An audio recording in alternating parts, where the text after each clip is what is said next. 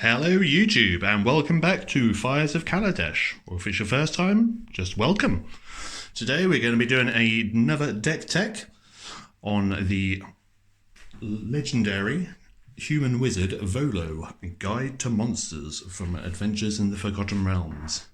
He is a 3/3 green and blue wizard, and whenever you cast a creature spell that doesn't share a creature type with a creature you control or a creature card in your graveyard, copy that spell.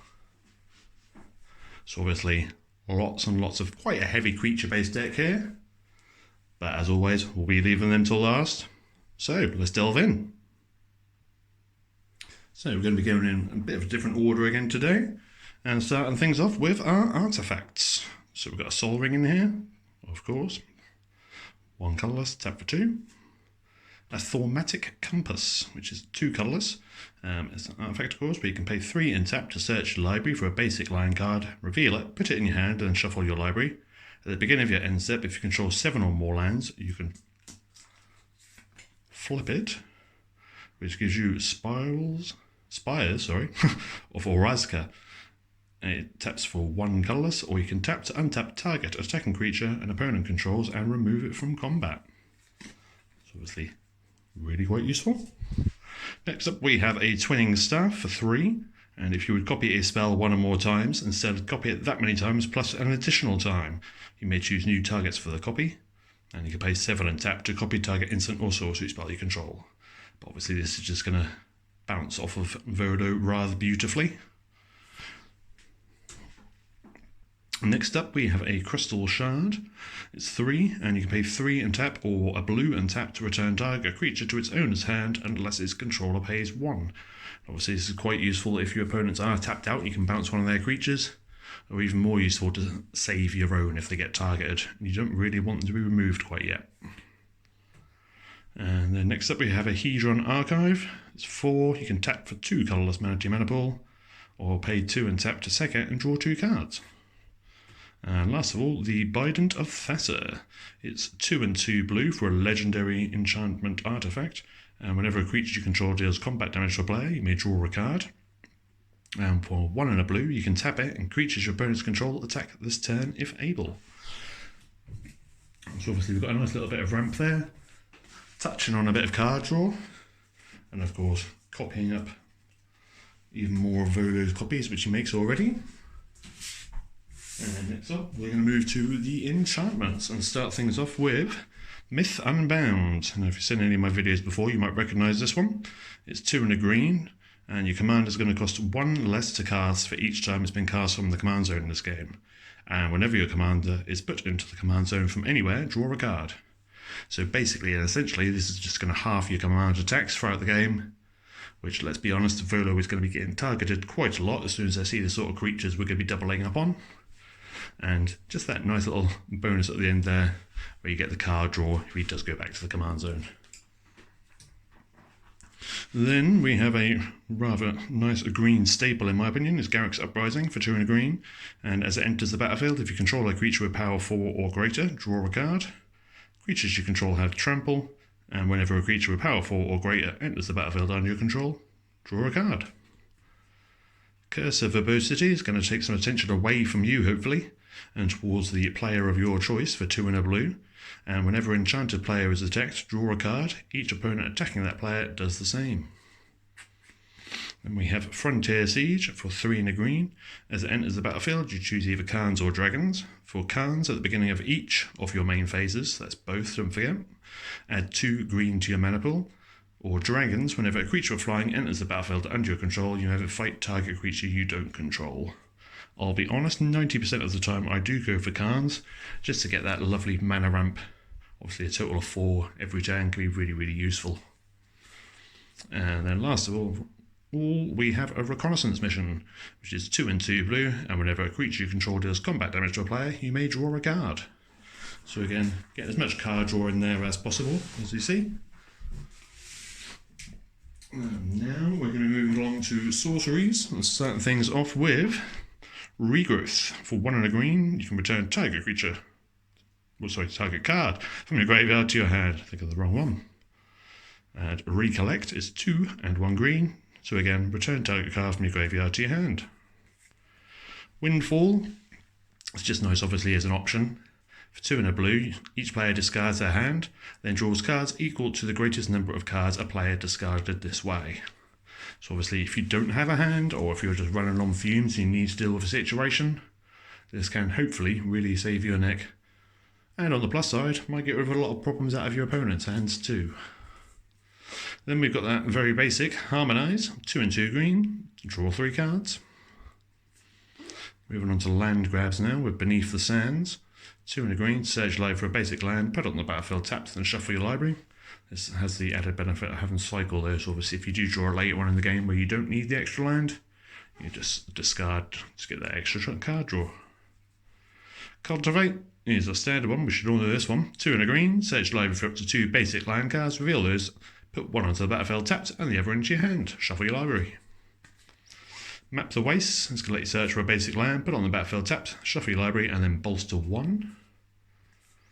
Kadama's Reach, 2 and a green to search library for up to 2 basic land cards, reveal those cards, put one on the battlefield tapped and the other in your hand. And last of all, we have a Raven Form. It's a sorcery speed removal, exile target artifact or creature. Its controller creates a 1/1 blue bird creature token with flying. It has the added foretell as well, so obviously you can cast it for 2 on your turn, face down, and then again at sorcery speed only, on a later turn you can play it for only 1 blue.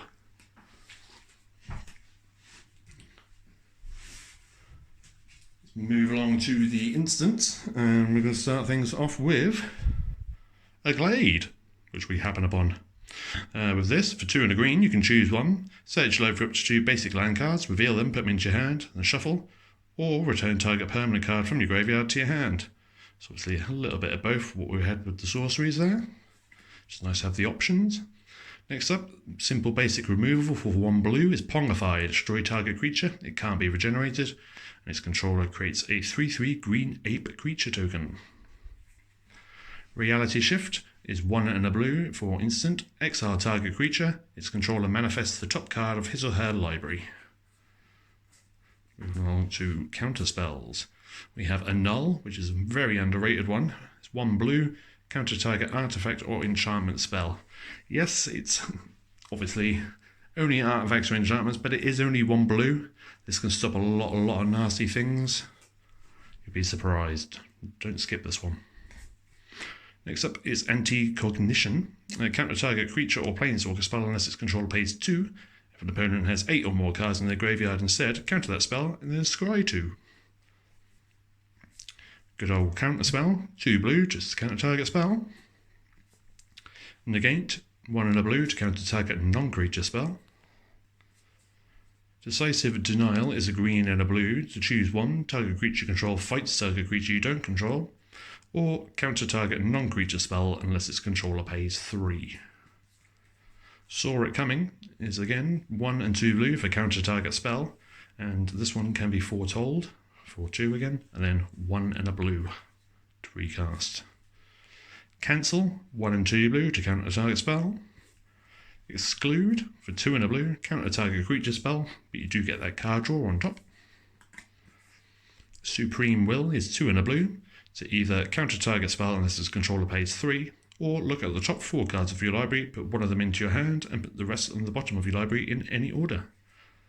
And then last off, a much skipped card, Sudden Substitution. For 2 and 2 blue, it's got split second. You can exchange control of target non-creature spell and target creature. Then the spell's controller may choose new targets for it. So basically you're doing a swap around. But beautiful thing is, it doesn't say it has to be your creature or your spell. So if there's a spell you want to remove, get rid of a creature, and the other way around. Really, really useful, this one. Really good. Can't recommend enough. And then finally, let's move on to the creature base. So obviously, with Volo, we want to get the most out of his ability that we possibly can. So for that reason, he is the only human wizard that I have gone for. And I have gone for no legendary creatures other than Volo himself. And we're going to start things off in mana value with our insect of choice, which is Goot Mob. It's 1 green for a 1/1, and at the beginning of your upkeep, if you control 5 or more lands, put 4 +1/+1 counters on Scoop Mob. Then we have our Dryad, which is a Neverwinter Dryad, again 1 green, 1/1. You can pay 2 to sack it, and then search your library for a basic forest card, put it on the battlefield tapped, and then shuffle. For our wall of choice, I went for a Fog Bank, 1 and a blue. It's a 0/2 flying defender, but you prevent all combat damage that would be dealt to and dealt by Fog Bank. So basically, it's your ultimate chump blocking machine. Bit of ramp next with our Thopter of choice, Ornithopter of Paradise. Gotta love that border as well. It's a 0/2 flyer, and you can tap to add 1 mana of any colour. Threshing Brontodon is the dinosaur in the deck. For 1 and 2 green, you get a 3/4, and you can also pay 1 to sacrifice the Brontodon to destroy target artifact or enchantment. Elf Druid, unfortunately 2 spaces for this one, is the Circle of Dreams Druid. He is a bit hard to get out sometimes at 3 green. He's a 2/1, but you can tap to add 1 green for each creature you control. So obviously, essentially, this is a Gaia's Cradle with a really small defense.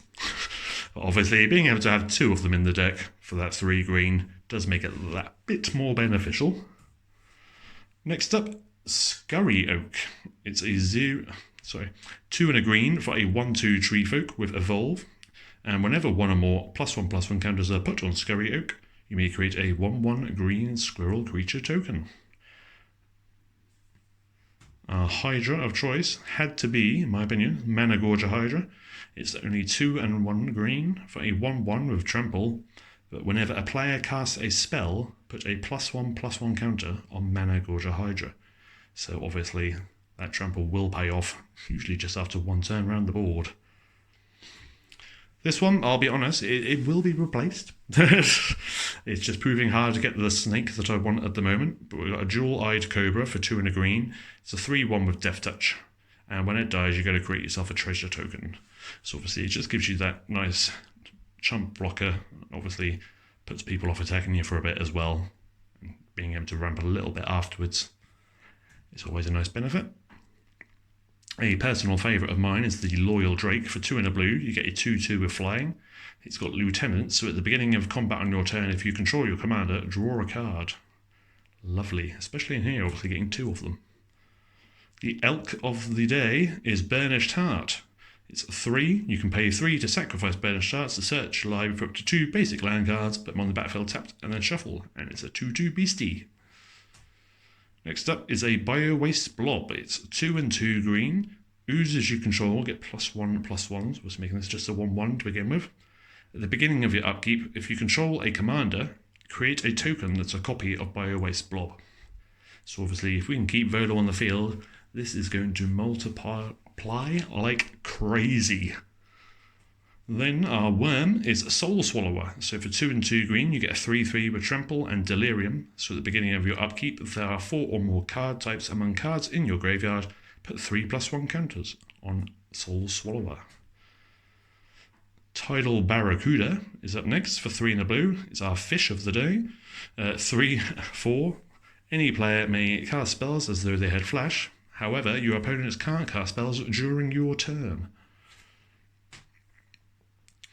Our Incarnation is Wonder for 3 and a blue. It's a 2/2 flyer, and as long as Wonder is in your graveyard and you control an island, creatures you control have flying. Quite nice indeed. Thought Sponge is one of the very, very few sponges in Magic the Gathering, but a lovely card nonetheless. So for 3 and a blue, you're getting a 1/1 with Flash. It's going to enter the battlefield with a number of +1/+1 counters on it equal to the greatest number of cards an opponent has drawn this turn. And when he dies, draw cards equal to his power. So obviously getting 2 for that 4 mana could be quite nice. This is a rather lovely shapeshifter that I found. Be very, very careful with putting shapeshifters in the deck, because obviously they can't have Changeling, because if not you won't get the most out of Volo. For 3 and 2 blue, you're getting a 3/3, and you can sacrifice Riptide Shapeshifter for 2 and 2 blue. Choose a creature type. This is where you need to really know the deck well. Reveal cards from the top of your library until you reveal a creature card of that type. put that card into play and shuffle the rest into your library. So basically what we're going to be doing with this one is when you desperately need a certain creature in a certain situation, you'll be able to sacrifice him. Obviously, for example, you need a mana ramper, say elf. We all know we've only got one elf in the deck, so basically it's going to let you tutor for your Circle of Dreams druid, put him onto the battlefield. Yes, we're unfortunately going to be missing the trigger from Volo, but sometimes beggars can't be choosers, and this has saved my skin more times than I like to admit. Body of Knowledge is the avatar for 3 and 2 blue. Its power and toughness are equal to the number of cards in your hand. You have no maximum hand size, and whenever it's dealt damage, you draw that many cards. Shouldn't really need to explain that one too much, it's just a lovely card draw engine. Then we have Merc Fiend Liege as the Horror, 2 and 3 green and or blue for a 4/4. Other green creatures you control get +1/+1. Other blue creatures you control get +1/+1. And you get to untap all green and or blue creatures you control during each other player's untap step.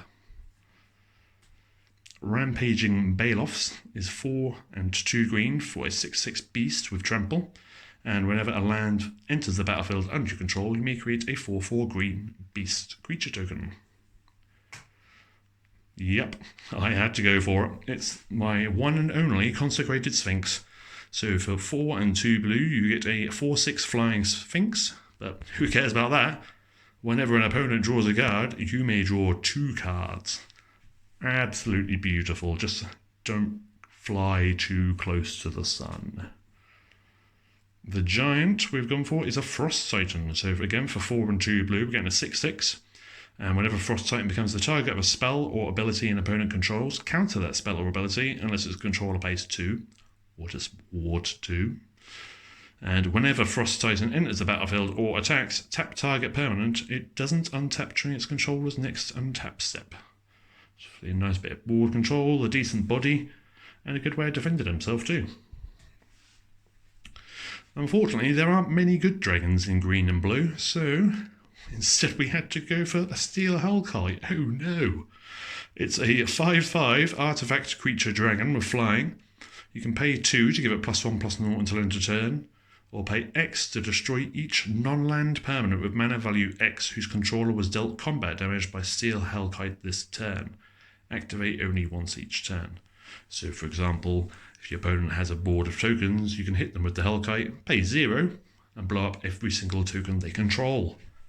Disgusting. Then we have a Tree Shaker Camaro for our Camaro of choice. It's 5 and 2 green for an 8/5. It has all creatures able to block Tree Shaker Camaro do so, and when it dies, draw 3 cards. So obviously this can be quite situational, obviously. It's very nice when you are making that final attack and you really do need to be able to get things through. He'll make sure everything will, hopefully. Then the Avenger of Zentaka, 5 and 2 green for a 5/5 elemental. As he enters the battlefield, you're going to create a 0/1 green plant creature token for each land you control. And then whenever a land enters the battlefield under your control, you may put a +1/+1 counter on each plant creature you control. Junk Winder is 5 and 2 blue for a Serpent. He has an affinity for tokens, so he's going to cost 1 less for each token you control, which, if you've got Volo in play, will hopefully be a fair amount. And then whenever a token enters the battlefield under your control, tap target non-land permanent an opponent controls. It doesn't untap during its controller's next untap step. The Leviathan is the Simic Sky Swallower. For 5, a green and a blue, you get a 6/6 flying trample shroud. Then, I couldn't believe this one wasn't legendary. Mere Battle Sphere. Costs a hefty 7 for a 4/7. However, when he enters the battlefield, you create 4 1/1 colourless mere artifact creature tokens. So if Volo's in play, you get an 8. And whenever he attacks, you may tap X untapped mere you control. If you do, he's going to get +X+0 until end of turn and deals X damage to the player or planeswalker is attacking. End Raise Runners is our very, very cheap equivalent of an end game here. For 5 and 3 green, you're getting a 7/7 with Vigilance, Trample and Haste. When he enters the battlefield, other creatures you control are going to get +2/+2 Vigilance and Trample until end of turn. Hey, it's an Eldrazi. It's the Artisan of Kozilek. You're paying 9 colourless for a 10/9, and when you cast this spell, you can return target creature from your graveyard to the battlefield, and it also has Annihilator 2. And last of all is the Triplicate Titan for our Golem. It's 9 to cast for a 9/9 with Flying, Vigilance and Trample, and when it dies, create a 3/3 colourless Golem artifact creature token with Flying, a 3/3 colourless Golem artifact creature token with Vigilance, and surprise, surprise, a 3/3 colourless Golem artifact creature token with Trample.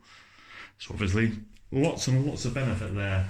A nice, good curve as well. As I said, a very, very interesting deck to build. If anyone else has attempted to have a go at a Volo deck, I would honestly love to know what different creatures you'd put in there, or which ones you would choose yourself if you are going to be looking forward to building one. Hopefully, we'll see you next time. Please leave a like, subscribe, a comment if you want to as well. Thanks again.